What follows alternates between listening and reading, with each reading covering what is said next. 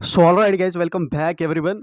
Finally हम आ चुके हैं आपकी ये साइंस का जो पेपर हुआ है कल 8th क्लास का, उसके रिव्यू के साथ ये हमारे पास सीरीज़ बी है, शेयर की है हमारे साथ सैयद अदीब ने। We are thankful to him. And ये वाला जो आपका पेपर था ये कश्मीर डिवीज़न के अंदर कंडक्ट हुआ है। हमारे पास कश्मीर डिवीज़न का ए सीरीज़ और जम्मू डिवीज़न का अभी आया नहीं। जब हमारे पास आएगा तो हम डिटेल सॉल्यूशंस इसके भी आपको प्रोवाइड करेंगे एंड उसके भी आपको प्रोवाइड करें।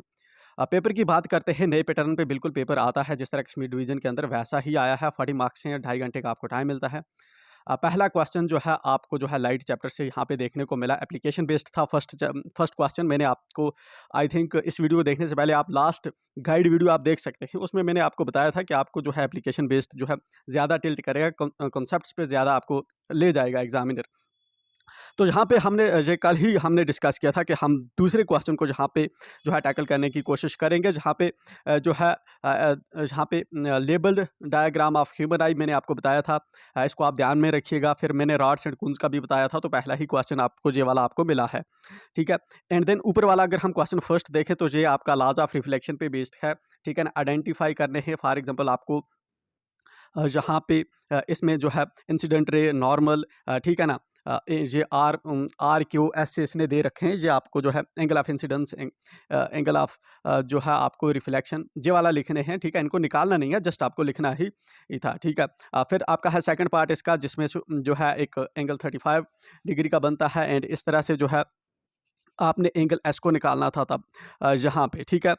तो ये वाला हो गया हमारा इस तरह से। फिर देन आप क्या है डिफ्यूज्ड एंड रेगुलर रिफ्लेक्शन। आते हैं नीचे, बात करते हैं क्वेश्चन नंबर सेकंड पे। क्वेश्चन नंबर सेकंड ये कंसेप्ट था आपका इलेक्ट्रिक अफेक्ट वाला जो चैप्टर है, केमिकल अफेक्ट, आई थिंक वो वाला चैप्टर है।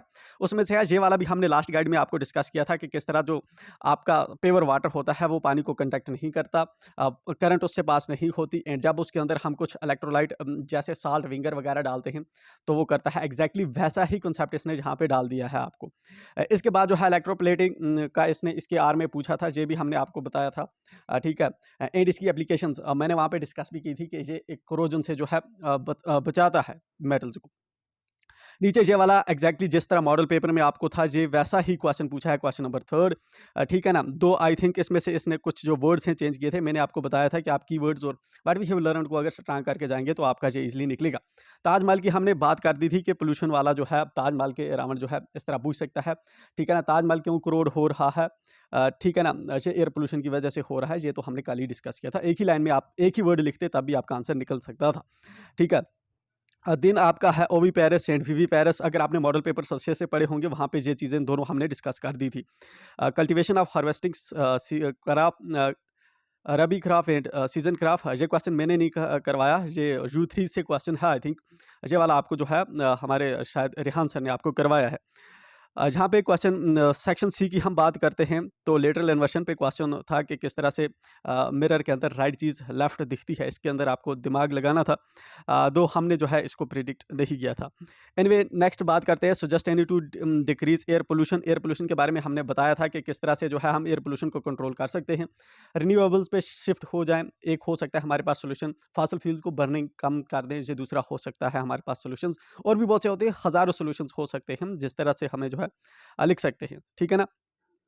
तो नीचे है आपका male and female reproductive organs को आपको सेपरेट करना था। मैंने आपको बताया था कि आप जो है मेल एंड फीमेल जो ह्यूमन की जो रिप्रोडक्टिव ऑर्गन्स की जो डायग्राम है आप प्रिपेयर करके रखिएगा। जब आप प्रिपेयर करके रखते हैं तो आपको इजीली पता चलता है कि इसमें से कौन से जो हैं वो आपके आते हैं मेल ऑर्गन एंड कौन से जो हैं आपके फीमेल रिप्रोडक्टिव ऑर्गन्स में आते हैं। How can you increase friction between two surfaces. दो सर्फेसेस के बिटवीन जो फ्रिक्शन है वो कैसे बढ़ाई जाती है। अगर सर्फेसेस रफ हो, ठीक है ना, तो फ्रिक्शन उससे बढ़ती है, ठीक है ना। ये नहीं पूछ रहा है यहाँ पे कि फ्रिक्शन कैसे कम होती है, ये बल्कि पूछ रहा है कि फ्रिक्शन कैसे बढ़ती है, ठीक है ना। अगर ऑयलिंग नहीं करेंगे तो फ्रिक्शन बढ़ेगी, अगर जो साइड्स होंगे वो रफ होंगे तो फ्रिक्शन बढ़ेगी, ठीक है ना। तो ऐसी इस तरह ऐसी चीज़ें जो होती है इनसे फ्रिक्शन बढ़ती है। What are the causes of greenhouse effect. Greenhouse effect के जो काजेज है, ग्रीन हाउस इफेक्ट का जो कॉन्सेप्ट था ये भी मैंने आपको बताया था कि ये में भी आपको पूछ सकता है। तो बाकी ये जो नीचे ऑब्जेक्टिव थे ऑलरेडी हमने मॉडल पेपर में जो किए थे मोर और लेस जो है उनमें से ही आए थे। एंड आई एम श्योर कि आपने ये पेपर जो है अच्छे से किया होगा। किस तरह से आपने ये पेपर किया है do let we know in comment section and मिलते हैं हम किसी नेक्स्ट वीडियो के अंदर। Till then bye and enjoy.